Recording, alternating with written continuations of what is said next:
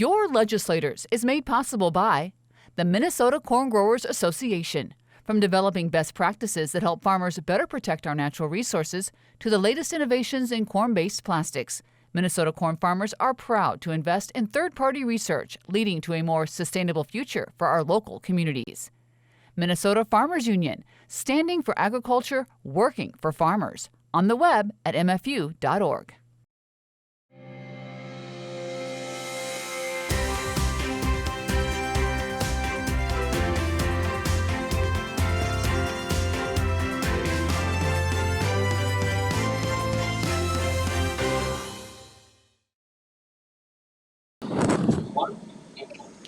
Good evening and welcome to this week's version of Your Legislators. My name is Barry Anderson. As in previous weeks and in weeks to come, I'll be your host on this program and will be shortly introducing the guests to give you an opportunity to learn about what's going on in St. Paul. I want to remind you that this is your program, invite you to send in your questions via the electronic means that will appear on your screen, and we'll see that they get to our distinguished panel of guests who are going to help us unravel the mysteries of St. Paul. This is, as always, your program. So let's begin this evening, as we do each week, by introducing our distinguished panel of guests. We have 2 senators and 1 House member. The House is actually in session. Representative Feist, who is hoping to join us, is occupied on the floor. Representative McDonald will be with us for at least part of the evening, and we're looking forward to hearing from him. Let's begin, though, with our senators, beginning with Senator Scott Dibble. Senator Dibble, if you'd be so kind as to introduce yourself to our guests. To our viewers, I mean. Thanks so much, Barry. I'm State Senator Scott Dibble, and I represent part of Minneapolis, half of downtown, much of southwest Minneapolis, so that would be the area that I think a lot of people are familiar with, the uptown area. A little slice of North Minneapolis. I've served in the Senate since 2003, and I'm on the Transportation Committee, which I have the honor of chairing. Senator Dibble, is we've had this conversation before, and I would be remiss if I didn't give you an opportunity to tell all our viewers about your career as a track star in District 196, as I recall. Oh yeah, so yeah, I'm an Apple Valley grad, and I wasn't a track star, but I ran on the cross country track team. One time, as a part of the relay team, held the record running the 800. Held for a number of years, so but I didn't do that by myself. Very good, very good. Also joining us from District 54 in Prior Lake, Senator Eric Pratt. Senator Pratt, tell our viewers a little bit about yourself. Well, thanks. It's great to be with you again. My name is Eric Pratt. I represent most of Scott County, the communities of Shakopee, Prior Lake, Jordan, along with 4 townships. My wife and I raised our 2 kids.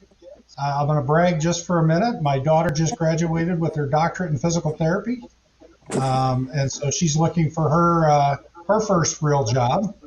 Hopefully my son will follow soon. I have a 30-year career in banking and financial services. I'm currently the lead on finance. I also serve on the Jobs and Capital Investment Committee. I'd like to call myself the Al Newman of the Senate. I've been on a lot of committees. I kind of just plug and play wherever they put me. Well, very good. Al Newman had a very distinguished career, so that's quite the description. For those of you who don't remember, he was a utility infielder for the Minnesota Twins. All right, moving on. Representative Joe McDonald from District 29A in Delano. Representative McDonald and I were visiting a little bit before the program began about his father, KJ McDonald, who was a legendary state representative from the Waconia area. I don't mean to tread on your territory, Representative McDonald. I'm sure you're equally legendary, but if you'd be so kind as to introduce yourself to our viewers. Thank you, Barry. Well, I am a legend in my own mind, as my father, KJ, would say, from the Watertown area, actually, but he did represent Carver County for 14 years. And I followed in his footsteps. However, I'm in Delano. I'm in the Wright County. That's with a W. So I represent Wright County and a little bit of Hennepin and a little bit of Meeker County. This is now my 13th year in the state legislature, and I come to you live from the state capitol. We are in session debating a bill, so I may have to dash off. So Barry, I want to thank you for having me here. I'm married to my wife Rachel for the last 25 years next month. We have 3 beautiful children, 1 grandchild. My first grandchild is 16-month old. And when I'm not here as a part-time politician, I'm a full-time photographer in my McDonald's photography studio in Delano, which I'm celebrating my 35th year as a photographer in my studio in Delano. And good to be back with you again, Barry.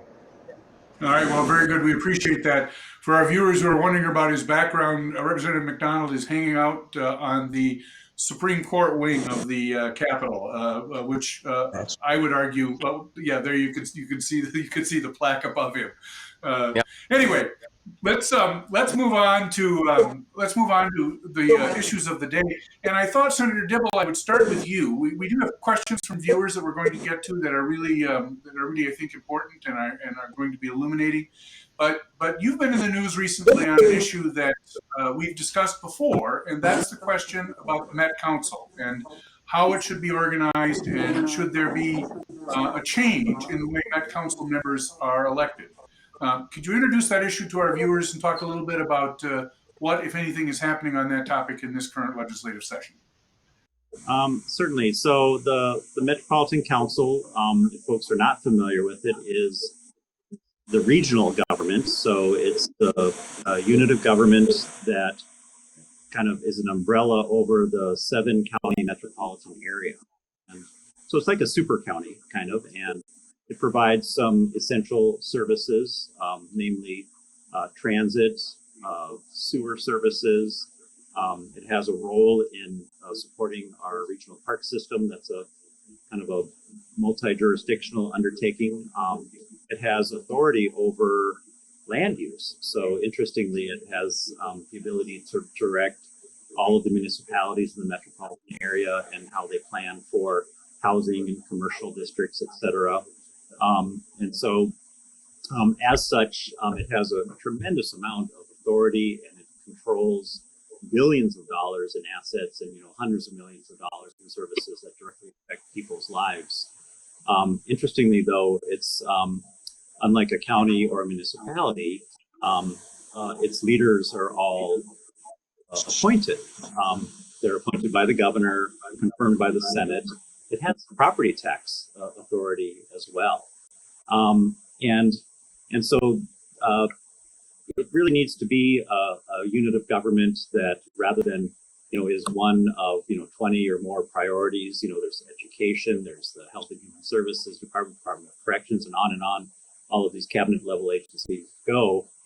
It feels like it really should be that level of government for whom the regional priorities are the most important thing, and is in a really strong position to advocate, and should be able to really have a level of accountability and transparency for the services it provides, much like we do as elected representatives, county commissioners have, mayors, city council members, et cetera, and should, in so doing, have a much stronger relationship with all of those units of government as it has authority and as it's trying to unify the region around a common set of priorities, allocating resources, et cetera. And recently, some issues have come up around, I believe, that lack of accountability, that transparency. We've seen, major transit line, the Southwest Corridor, be extended by a number of years, become more and more expensive. And the analysis that some have, including myself, is that that may well have happened because, they do a lot of their work kind of out of sight and without that kind of accountability that the rest of us might have for, what a lot of people would view as a, fairly substantial series of errors. So my position is that we solve a lot of problems, the kind of the political position of the entity, the ability for it to really draw the region together and unify it around a common set of purposes, as well as the kinds of things that would drive, I think, better decisions, being more available to information from outside interests and outside experts and people who have, good ideas, is to make it elected. And so that's what I hope we can do. At a minimum, it would spark a really important conversation we need to have, but I really do feel like that would be fairly substantial and significant and important.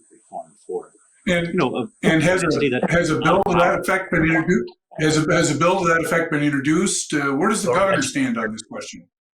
So the bill hasn't quite yet been introduced. I'm waiting for the magic moment to introduce it, but it is jacketed and ready to go. And the governor has indicated to me that he would sign that bill if we're able to pass it, get it to his desk.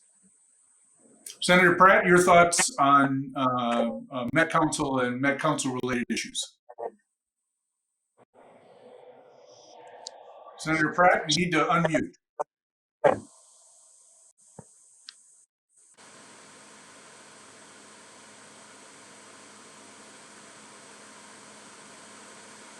We're not hearing you. Okay, so we'll come back to Senator Pratt. Representative McDonald, Met Council Yes. issues. Yeah, can you hear me now? The old saying. I agree with Senator Dibble. I'm glad to hear that, Senator. This board, this unelected board, with so much authority and taxing authority, and the ability to spend millions of dollars, elected. I tell you, I've been involved politically in the Delano area, with starting with the Chamber of Commerce and the City Council and the Mayor, and now Legislator. We in Wright County are very, very pleased, and will do everything we can to fight to ensure that the Met Council doesn't come out into Wright County and infiltrate into our elected officials who know what's best for our neighbors and our communities and our business community. I think there's a lack of transportation, or lack of transparency and accountability.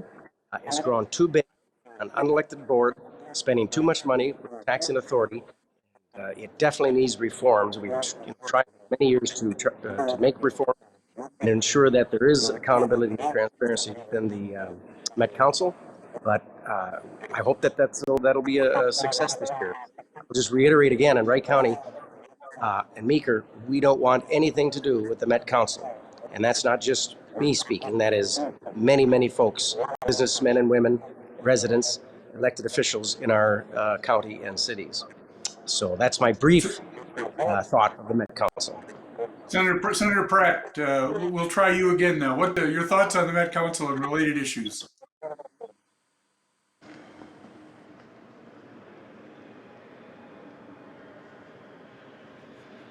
We're still not hearing you, Senator Pratt. I'm going to turn you over to Matt, who's going to kind of work with you to see if we can get your audio going again. And we'll come back to that in a bit. But let's move on to a question from one of our rural viewers who's concerned about rural hospitals and reimbursement rates for rural hospitals. And of course, rural healthcare has become very much a significant issue. Part of the state that I'm from, southwestern Minnesota, originally, there have been some pretty significant issues in that regard. Let's start with you, Representative McDonald.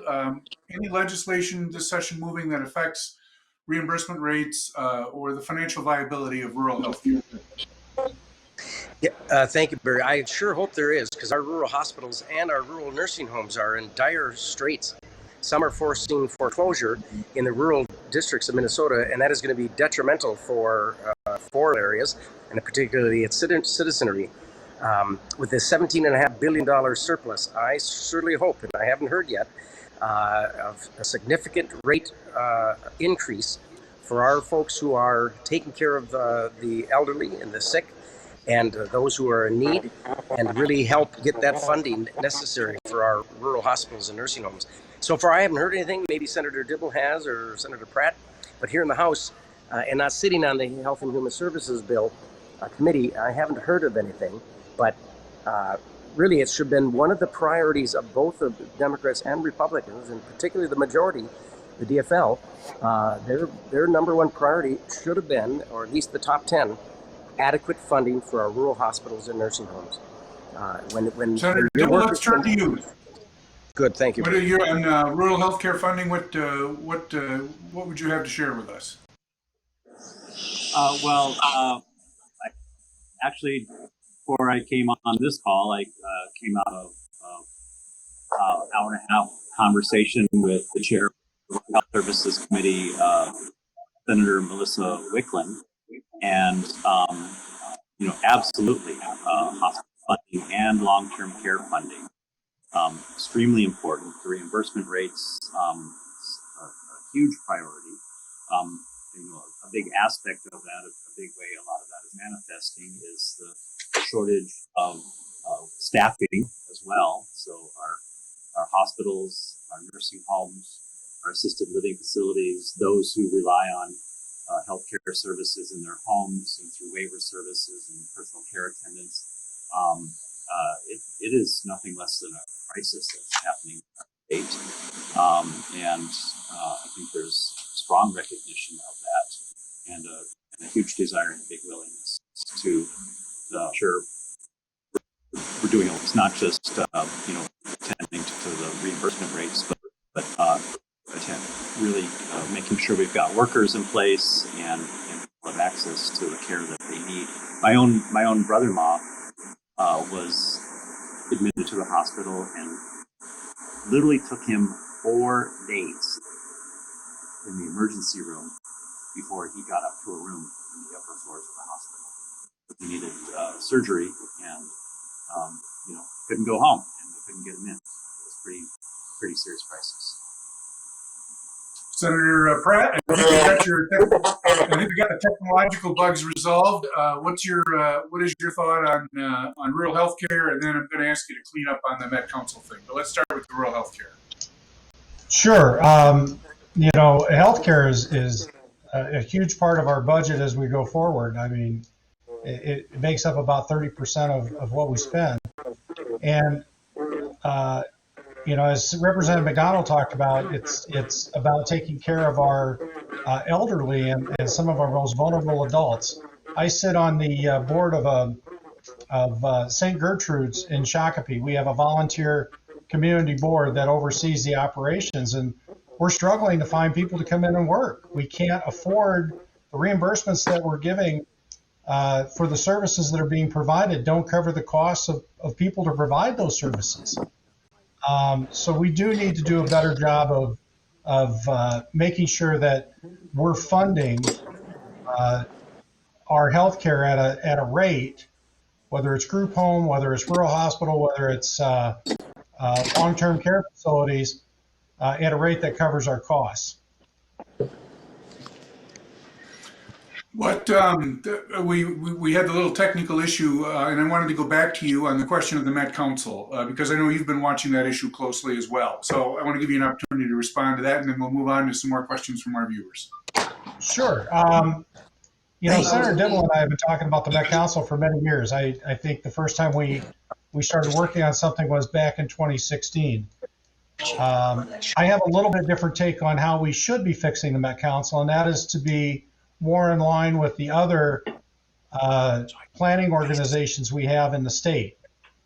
The Met Council is considered a metropolitan planning organization, and we have roughly 26 of them in the state, and they are all the members are locally elected officials that also serve on the MPO.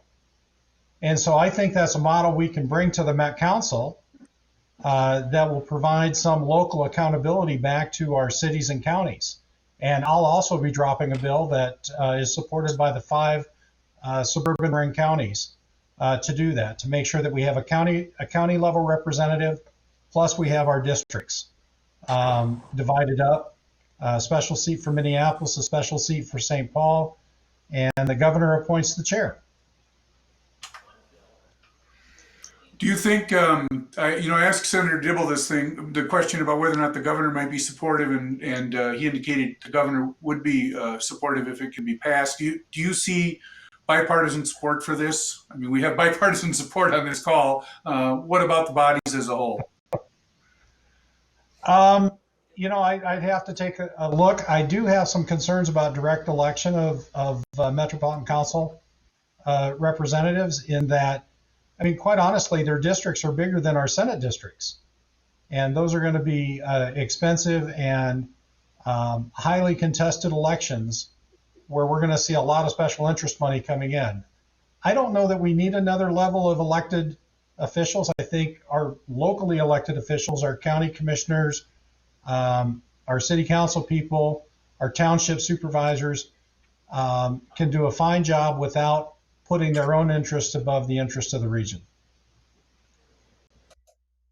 Senator Dibble, I'm going to give you the last shot on Met Council, and then we're going to move on. Anything else you'd like to share with our viewers? Well, I would just say that, open to all kinds of ideas. The bottom line is, there's actually a legal theory, if you will, a legal analysis that would argue that the level of power and authority they have is unconstitutional, illegal delegation of power by the executive and the legislative branch, given their taxing authority and the size and scale and scope of the services that they provide, the fact that they have authority over the decisions of other elected bodies. They have the ability to, force changes to comprehensive plans and land use and zoning and the like that's adopted at the municipal level. I think that necessitates elected authority, that's conferred by direct election by the people. But we definitely need to have this conversation. We need to make a decision. We've had many blue ribbon, task forces and studies.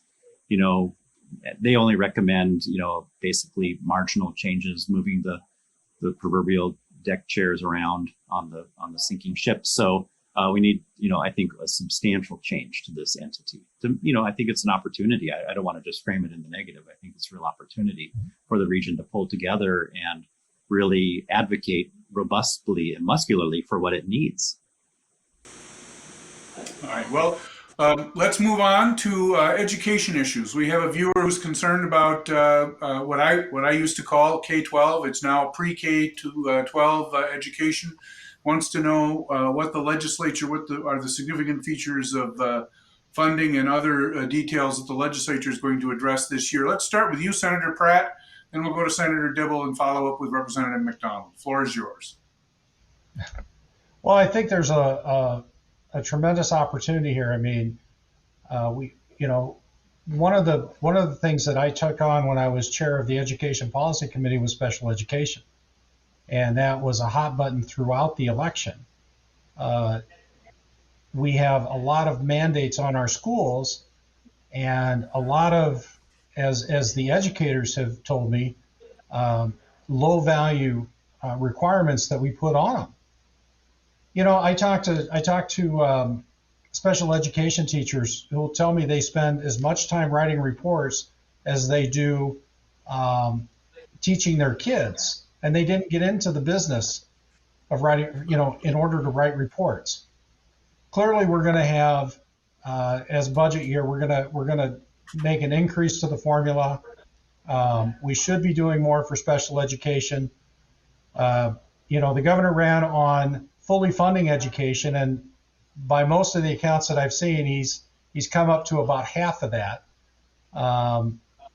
And so he hasn't kept his campaign promise from that perspective, but we are going to increase the formula amount. I'm hoping we can stay focused in our education spending and not earmark too much of our money to specific issues, particularly those that really get into the management of the local school districts.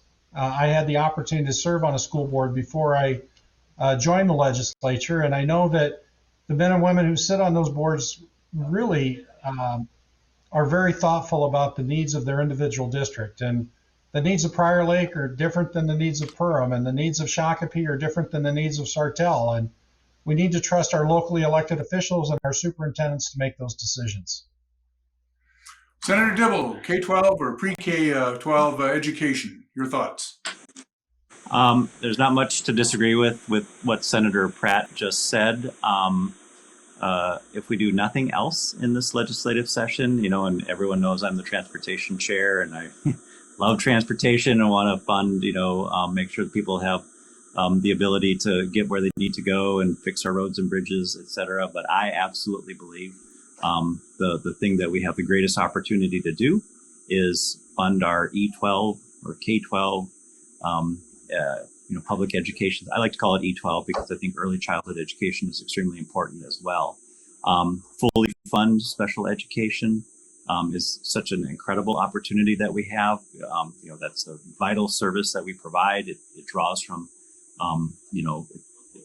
from a lot of other areas. And we can also increase the per pupil funding formula, which, we haven't made up the cuts that we've made in that area since the cuts that we experienced under Tim Pawlenty. We still have not made up, the cuts yet. That's incredible. People say we spend more than we ever have on E12 education, and that's just simply not true. We've lost ground and never made it back since those early days that I started in the legislature. So I'm pretty excited about the opportunity. I agree with Senator Pratt. I hope we don't get into, dividing up, and slivering off our ability to fund both early language learner education, special education, and the basic per pupil formula. There's some stuff we can do, some initiatives to make sure that we have, schools that are ready for, diverse student populations, and making sure that we're addressing the achievement gap in communities of color and schools that are highly impacted, et cetera. But this is, I think, the number one opportunity of this legislative session with the surplus that we have. Representative McDonald, E12, K-12 education, your thoughts? Yes, well, the governor says we're going to fully fund education. And I agree with both Pratt and Dibble as far as the special education. The federal government, of course, is failing on its commitment to help fund this. And it is costing school districts millions of dollars. So if they're not willing to step up, then we're simply going to have to do the job here at the legislature. So I'm not sure what fully funding education, but I want your viewers just to listen and just know quickly, and I won't go on about it too long. Right now, we're debating a bill on the House floor to feed hungry children. Now, that is a great and worthy cause. We all should be on board. But unfortunately, the bill right now is to feed every single child that's in school, whether their parents have the needs or not. So it's over $400,000 in fiscal year 2023 and $202,000 in the year 2025. So we're going to be spending millions of dollars on feeding children for parents in districts that certainly don't need the help whatsoever. Many of the districts that have free and reduced lunch and kids that simply are going hungry already are being fed. We're now going to pass a bill and spend hundreds of millions of dollars feeding districts that don't have free and reduced lunch, and basically feeding very wealthy people who have the means to feed their children. It accounts to about 2% of funding to feed every single kid in the state during the school year, when that money could be going right on the formula and getting right to the classrooms. I just fundamentally think it's an opportunity lost, and it's taken a big sledgehammer to a problem in Minnesota that simply is not needed. I don't need the state government to pay for my son's meal at all. I can certainly pay enough. I can pay my own son's food at the school on this salary. Well, barely on the legislative salary, but nevertheless. So just for example, and I'll be done with this, Barry, it'll cost about $680 per year per kid. So if you have 2 kids, that's $1,376, whether a family needs it or not. And that's just with 2 children.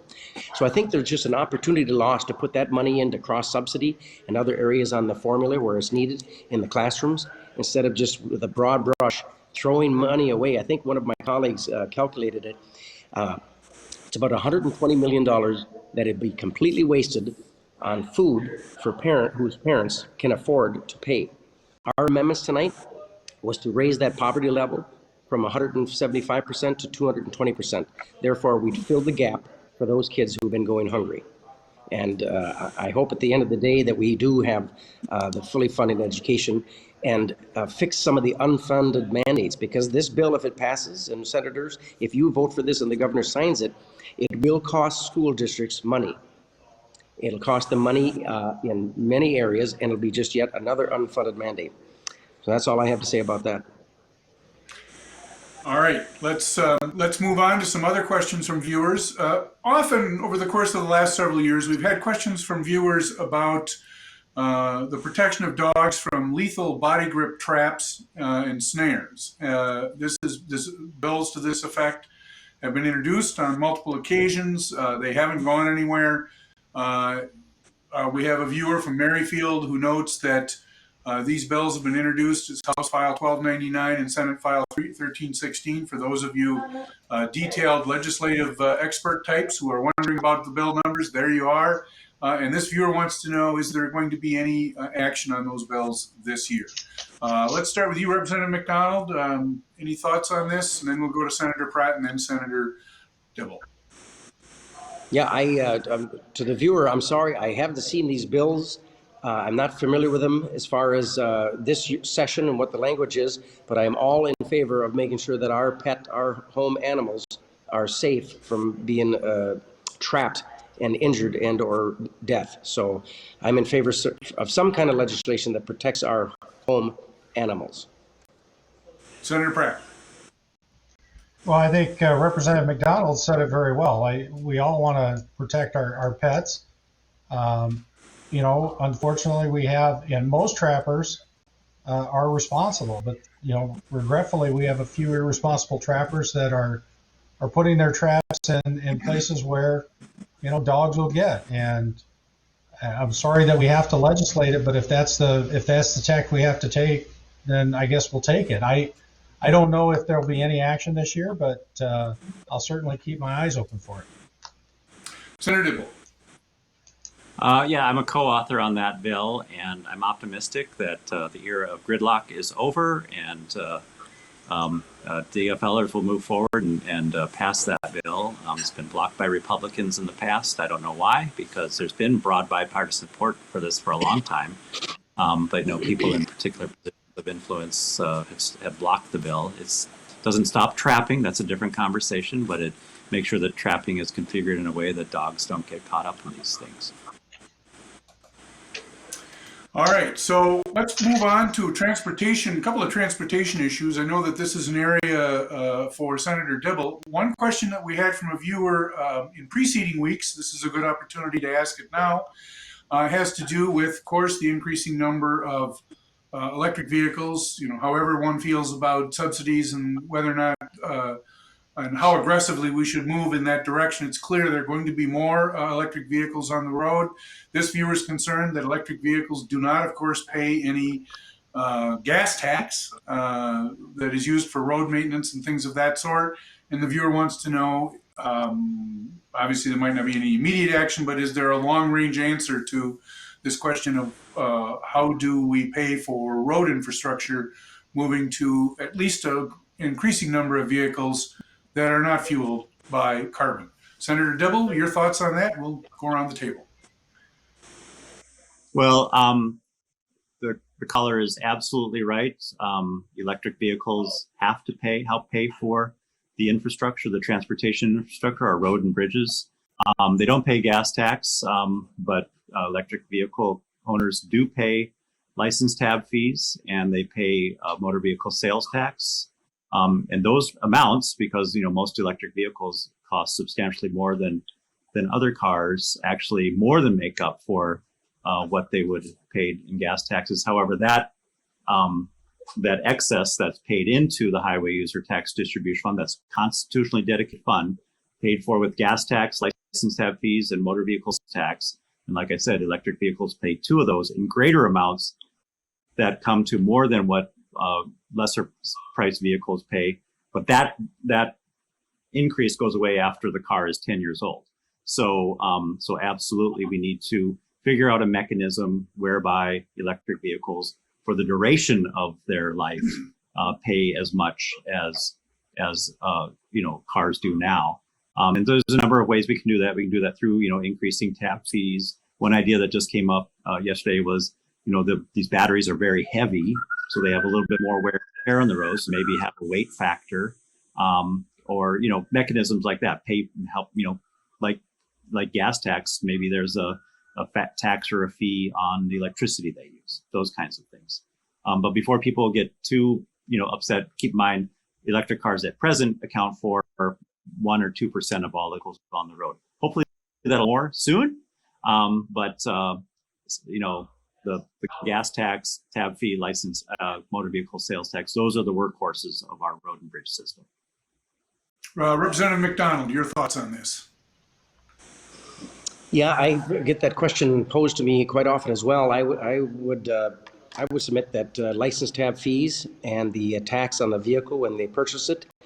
Senator Dibble said that they do pay their fair share, if you will, for that, but I think it has to be a user tax. And I like the idea, Senator Dibble, as much as I don't like the idea of an added tax, because we are one of the highest tax states in the nation on personal income tax, and sales tax, and corporate tax. In some areas, we're the top in the nation and not even competitive with our neighboring. But we do have to pay for our roads and bridges. I drive a Tahoe, so I pay plenty in tax and gas driving down here from Delano to St. Paul.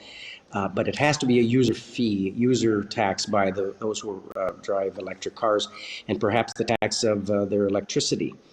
We have to find a mechanism that is fair and equitable for those who are driving the roads with their electric vehicles and not paying the same tax that those who drive with their fuel cars, that are indeed paying into that special fund, dedicated fund to fix the roads and bridges. So there are some ideas floating around the Capitol. I know Representative Garofalo, who drives an electric car, has a couple himself, but I entertain any reasonable, fiscal responsible tax or fee that they pay their fair share as well. Senator Pratt. Well, I think we've got tripartisan agreement around here. I would never take on Senator Dibble when it comes to talking about funding roads and bridges. He is one of the experts in the Capitol.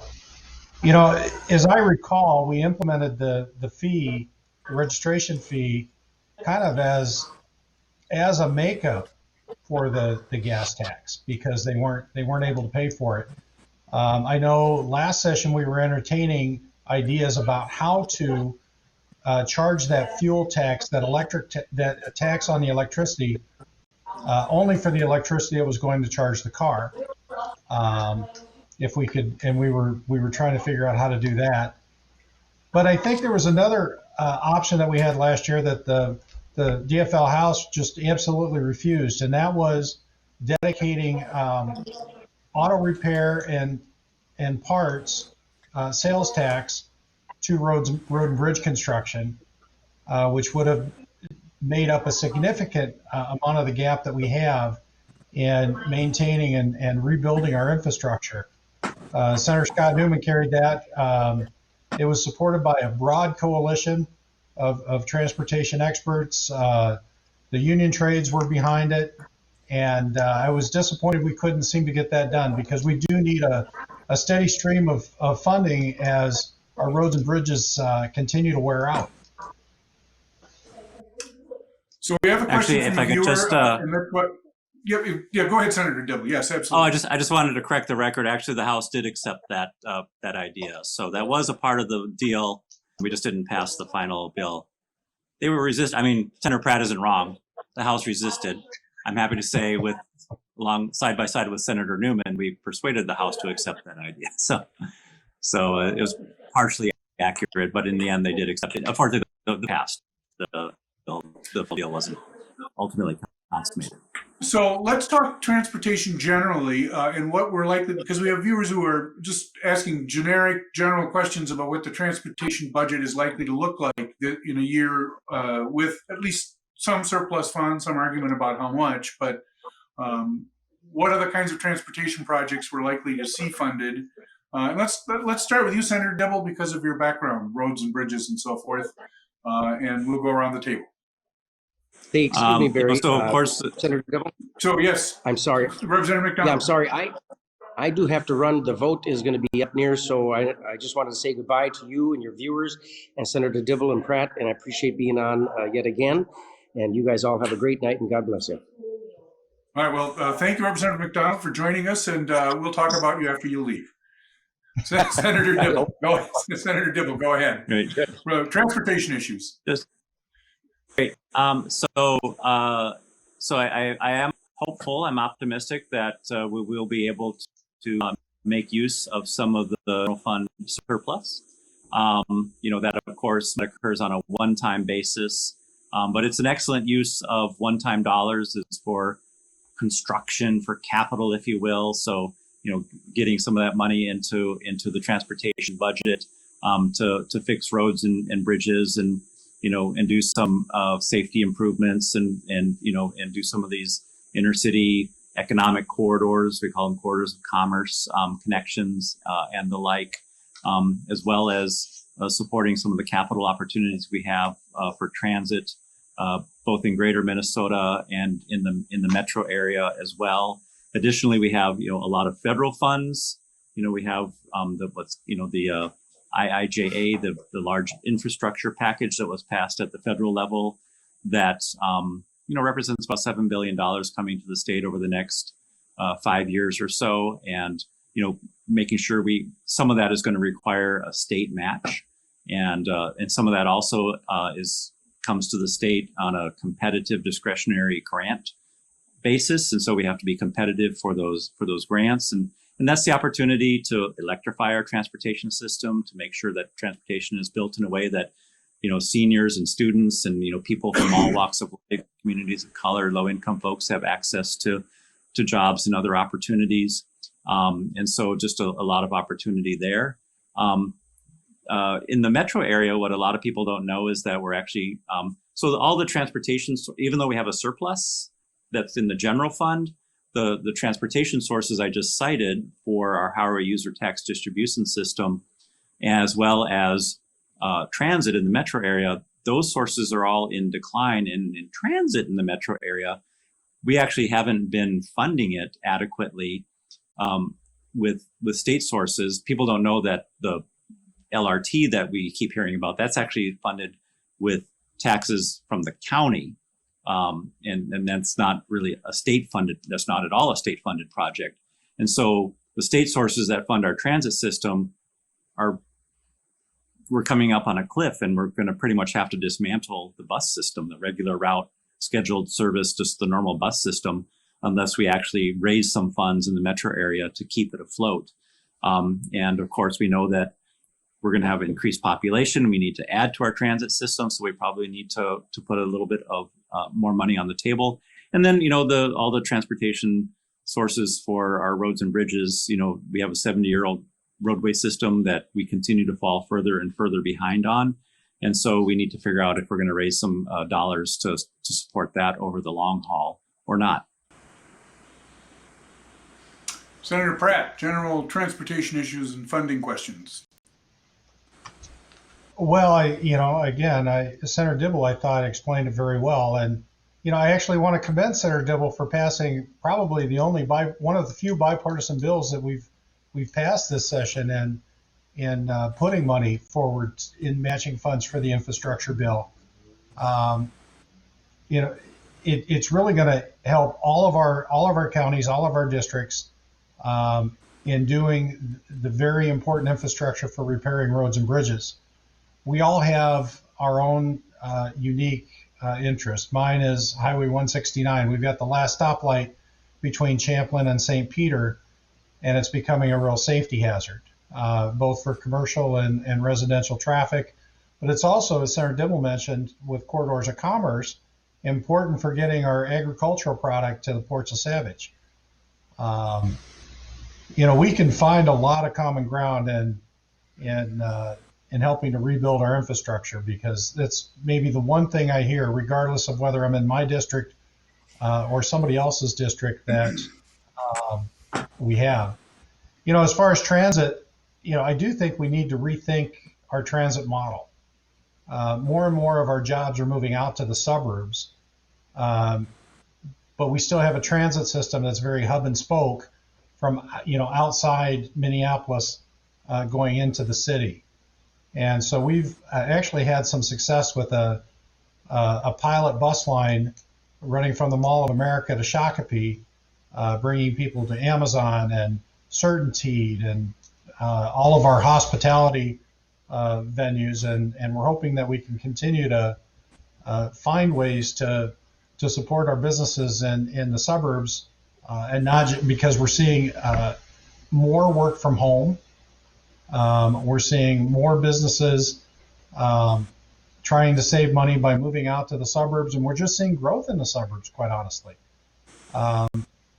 So I think there's on the transit side, there's some things we can do to rethink our model, but Congratulations, Senator Dibble, on passing a bipartisan bill. I think it was almost unanimous. Well, very good. Very good. We have a question from a viewer about the status of the bonding bill, which, of course, normally is in the what we used to call the off year or the even numbered year of the legislative calendar session. And this viewer wants to know whether or not that's going to be resurrected. Will there be a bonding bill this session? Normally, there's at least a small one. Will it be a larger one because of the failure to pass one last year? What is the status on the bonding side? Let's start with you, Senator Pratt. Well, there is a lot of effort to get a bonding bill started, to restart the bonding bill agreement that we had last year. I think it's unknown that we actually came to an agreement on a bonding bill, but it didn't get passed. All bonding bills have to originate in the House, and we never got a chance to vote on it in the Senate. There have been a small group of senators and representatives meeting together with the governor's team to see if we can find some common ground. And I think we just have to see what the final package is going to look like. But it really hasn't been socialized on a very broad basis. And that, I think that's a little bit disturbing in that it seems to be a little bit behind the scenes, but in some ways it usually is. It requires a supermajority to pass a bonding bill. So again, it's one of those things where Republicans and Democrats have to work together if we're going to be successful. Bonding bill, Senator Dibble. Yes, I think we're going to lead in passing a bonding bill.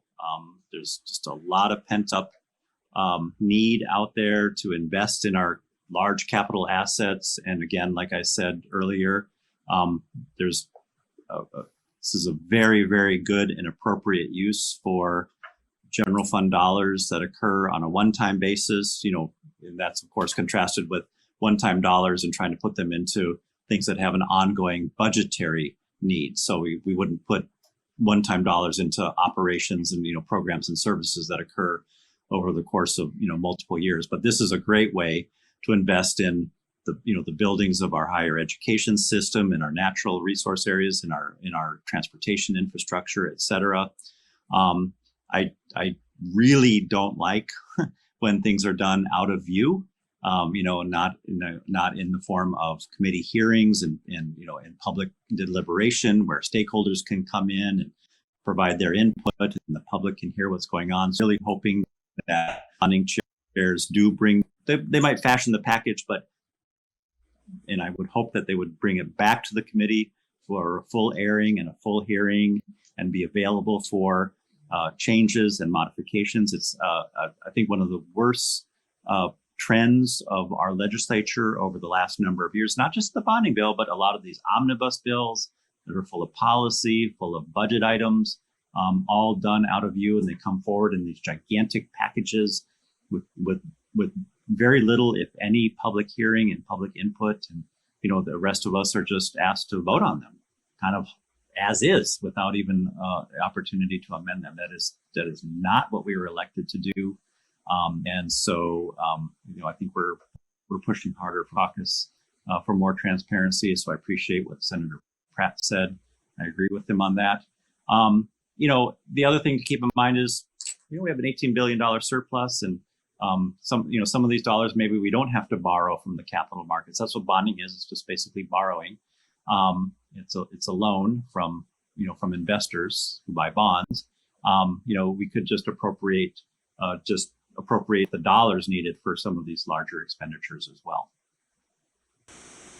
Senator Marty, I want to pursue a point that you just made or Senator Dibble, I want to pursue the point you made because your colleague, Senator Marty, has made some public comments about trying to avoid omnibus bills. And because of the nature of the committees that he chairs, he might be in a position to influence that a little bit.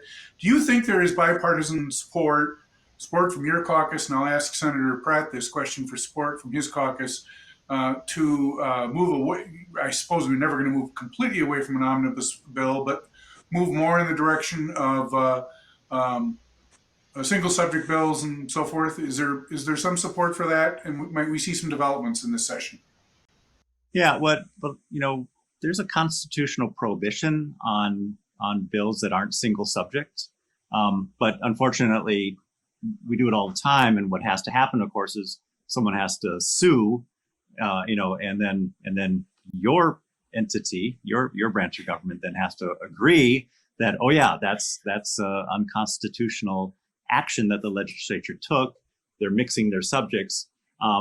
So we'll always have Senator Dibble, if you want to take a shot at the Supreme Court, that's just fine. Well, the Supreme Court, I think, has been a little too deferential to tolerate the claim has been made. I think we can safely say that the court has not been particularly aggressive about enforcing the single subject language of the Constitution. I think we can say that. Well, it used to be. I don't know what's changed. It doesn't want to mess around in the other branch these days, and I wish it would more, because I think it's been really, really sloppy and very unfortunate, and hasn't served the interests of transparency and accountability, and it concentrates power in very, very few hands in the legislature. So it's not healthy.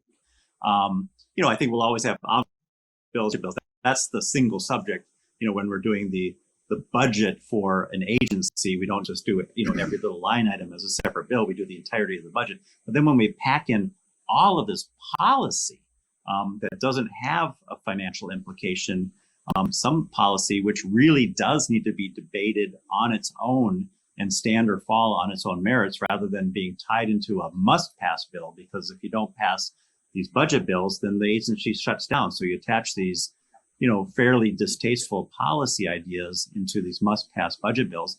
We violate the Constitution's single subject requirement, and we have deals that are cut that are maybe that shouldn't be, and stuff is done again, like I said, without the input and the view and patient of all of the elected representatives. I think there is a lot of support for changing that practice. Senator Pratt, the much debated, much controversial single subject issues. What do you think? Well, I think Senator Dibble and I see eye to eye on this. The omnibus bill process has been abused over the years, and it's getting worse. And it hasn't been a Republican issue. It hasn't been a Democratic issue. It's been both of us. And I've got a perfect example. Last year, my jobs bill got wrapped in with energy and commerce. And I think you can say that funding DEED in the Department of Labor had nothing to do with funding the Department of Commerce and energy policy, but the leaders of both chambers came together, and that was the agreement we got. And while I wasn't happy with it, I had to move it along as best I could. I would like to see us get back, because our constituents need to know what we're working on, and I think getting more to a single subject allows us to have better debate and better discussion on specific topics. But Senator Dibble's right. I mean, when you're working in a budget, the single subject is the budget for funding that agency, and sometimes you have to fund the policy that goes along with it.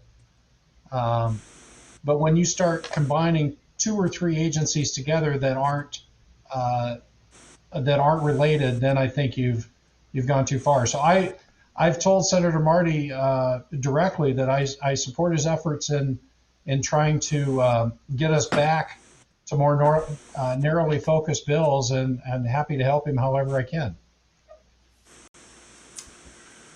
We had a question from a viewer about, and we don't have much time left here, but just very quickly, this viewer was wondering about election-related bills, voting bills.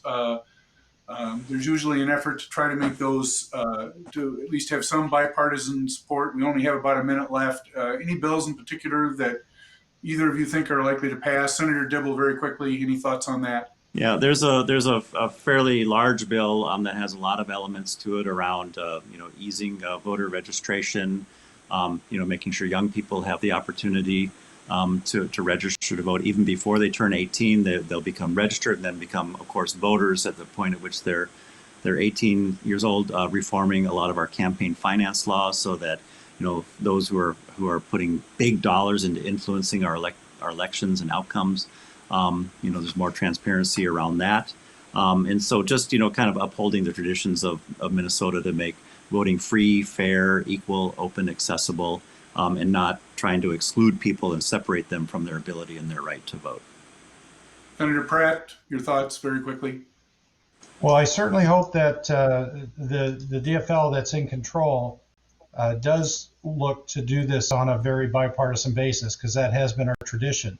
I think what's been frustrating for me is that most of the big bills that we've taken up so far have been run by special interests kind of behind the scenes. And there hasn't been a lot of collaboration, no conference committees, and I'm hoping we can get back to working together and putting a legislative spin on bills. All right, very good. I want to thank our guests, Senator Dibble, Senator Pratt, and Representative McDonald, who has returned to the House floor. I want to invite our viewers to join us again next week for another Your Legislator session. We'll be with you every Thursday night until the legislature goes home. Thank you and good night. Your Legislators is made possible by the Minnesota Corn Growers Association. From developing best practices that help farmers better protect our natural resources to the latest innovations in corn-based plastics, Minnesota corn farmers are proud to invest in third-party research leading to a more sustainable future for our local communities. Minnesota Farmers Union, standing for agriculture, working for farmers. On the web at mfu.org.